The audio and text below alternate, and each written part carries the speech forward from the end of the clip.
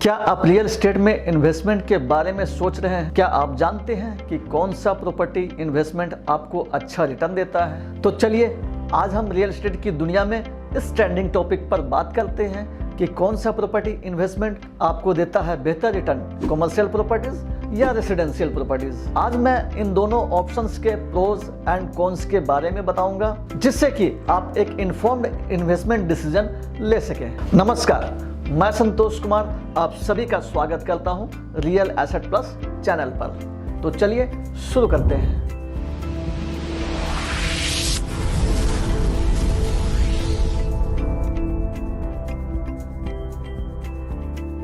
सबसे पहले हम बात करते हैं रेसिडेंशियल प्रॉपर्टीज के बारे में। रेसिडेंशियल प्रॉपर्टीज वो प्रॉपर्टीज होते हैं जहां व्यक्तियों या परिवारों का निवास होता है, जैसे घर, apartment, condominium, town houses, independent houses, villas और प्लॉट्स इत्यादि रेसिडेंशियल प्रॉपर्टीज में शामिल होते हैं। अब हम समझते हैं रेसिडेंशियल प्रॉपर्टीज के कुछ एडवांटेजेस के बारे में, जिसमें सबसे पहला है स्टेटस सिंबल। रेसिडेंशियल प्रॉपर्टीज खरीदने का एक सोशल स्टेटस का भी कारण बनता है, क्योंकि रियलिटी यही होता है कि सेविंग्स चाहे कितना भी अच्छा क्यों ना हो, एक घर का होना बहुत ज़रूरी होता है। अगर आपके पास अपना घर नहीं है तो ये आपके सोशल स्टेटस के लिए अच्छा नहीं माना जाता है। दूसरा है लोन की सुविधा। रेसिडेंशियल प्रॉपर्टीज खरीदने के लिए होम लोन की सुविधा मिल जाती है।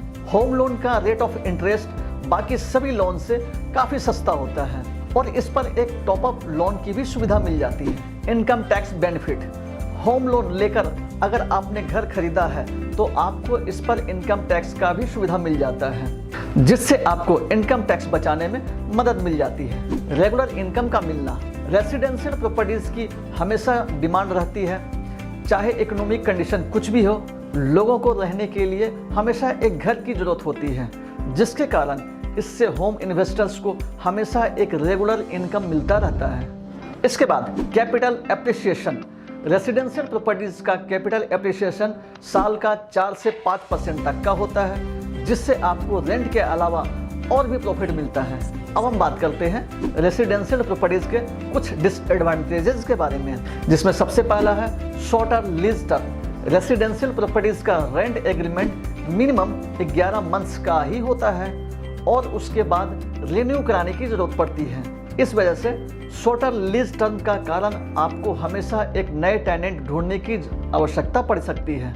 दूसरा है पर्सनल फैक्टर्स, यानी कि किराएदार और लैंडलॉर्ड के फैसले अक्सर पर्सनल प्रेफरेंस के आधार पर होता है। जब आप अपना घर या फ्लैट किराए पर लगाते हैं तो आप बहुत सारे पर्सनल फैक्टर्स को देखते हैं, जैसे कि टेनेंट का फैमिली का साइज क्या है, उसका सोर्स ऑफ इनकम क्या है। इसके अलावा और कई भी पर्सनल फैक्टर्स भी हो सकते हैं। अब बात करते हैं कमर्शियल प्रॉपर्टीज के बारे में। कमर्शियल प्रॉपर्टीज वो प्रॉपर्टीज होते हैं जो कमर्शियल उद्देश्यों के लिए इस्तेमाल किया जाता है। इस कैटेगरी में office buildings, retail space, industrial warehouses, hotels आदि शामिल होते हैं। अब हम बात करते हैं कमर्शियल प्रॉपर्टीज के कुछ बेनिफिट्स के बारे में, जिसमें सबसे पहला है higher rental income. Commercial properties में इन्वेस्टमेंट करने का एक बड़ा फायदा है कि इसमें हायर रेंटल इनकम मिलता है। कमर्शियल प्रॉपर्टीज के मामले में ग्रॉस रेंटल रिटर्न लगभग 6 से 10% तक का साल का होता है। इसके टेनेंट प्राइम लोकेशन के लिए ज़्यादा रेंटल देने को तैयार होते हैं। प्राइम लोकेशन में कस्टमर्स का फुटफॉल बहुत ही अधिक होता है और ये वहाँ के बिजनेस के लिए बहुत ही फायदेमंद होता है। कमर्शियल प्रॉपर्टीज का कैपिटल एप्रिसिएशन बहुत ही अच्छा मिलता है। इसका एप्रिसिएशन कम से कम साल का 5 से 10% तक का होता है, जिससे इसके इन्वेस्टर्स को काफ़ी अच्छा प्रॉफिट हो जाता है। इसके बाद longer lease term. Commercial properties के लीज टर्म अक्सर लंबी अवधियों के लिए होता है, जो अक्सर 3 साल से 10 साल या उससे अधिक समय के लिए भी होता है। Regular cash flow. इसमें आपको टेनेंट के हर साल मूव आउट होने की चिंता करने की जरूरत नहीं होती है। इसका मतलब यह है कि इन्वेस्टर को रेगुलर कैश फ्लो का आनंद भी मिलता रहता है, क्योंकि कमर्शियल प्रॉपर्टीज का लीज टर्म हमेशा लंबी अवधियों के लिए होता है। और सबसे अहम चीज, जैसे प्रोफेशनल टेनेंट्स। कमर्शियल प्रॉपर्टीज के टेनेंट्स आमतौर पर बिजनेस और कॉरपोरेशन वाले होते हैं। उसके प्रॉपर्टी का मेंटेनेंस का बेहतर एक्सपर्टाइज होता है, जिससे आपको इसके मेंटेनेंस करने की रिस्पॉन्सिबिलिटीज से राहत मिलती है। अब हम बात करते हैं कॉमर्शियल प्रॉपर्टीज के कुछ डिसएडवांटेजेस के बारे में, जिसमें सबसे पहला है मार्केट वॉलेटिलिटी। यह ध्यान में रखना बहुत ज़रूरी है कि कॉमर्शियल प्रॉपर्टीज इकोनॉमिकल फ्लक्चुएशन के लिए ज़्यादा सेंसिटिव हो सकता है। इकोनॉमिकल कंडीशन में गिरावट के दौरान बिजनेस श्रिंक हो सकता है, जिससे प्रॉपर्टी का वेकेंट होने का संभावना बढ़ सकता है। दूसरा है कॉम्प्लेक्स मैनेजमेंट। अलग अलग बिजनेस के अलग अलग नीड्स और लीज टर्म हो सकते हैं, इसको मैनेज करना थोड़ा मुश्किल हो सकता है।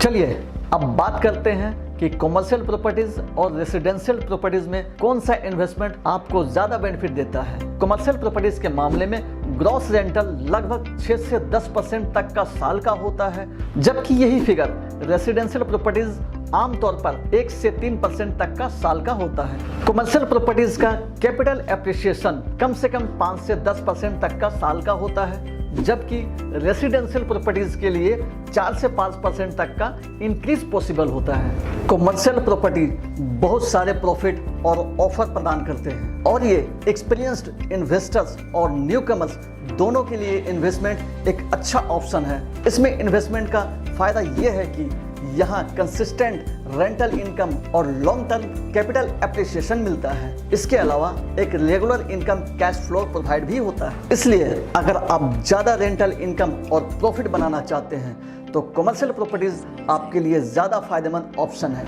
अगर आपको ये वीडियो हेल्पफुल लगा हो तो लाइक बटन पर क्लिक करें, सब्सक्राइब करें और ज़्यादा से ज़्यादा शेयर करें। तो मिलते हैं अगले वीडियो में, तब तक के लिए धन्यवाद।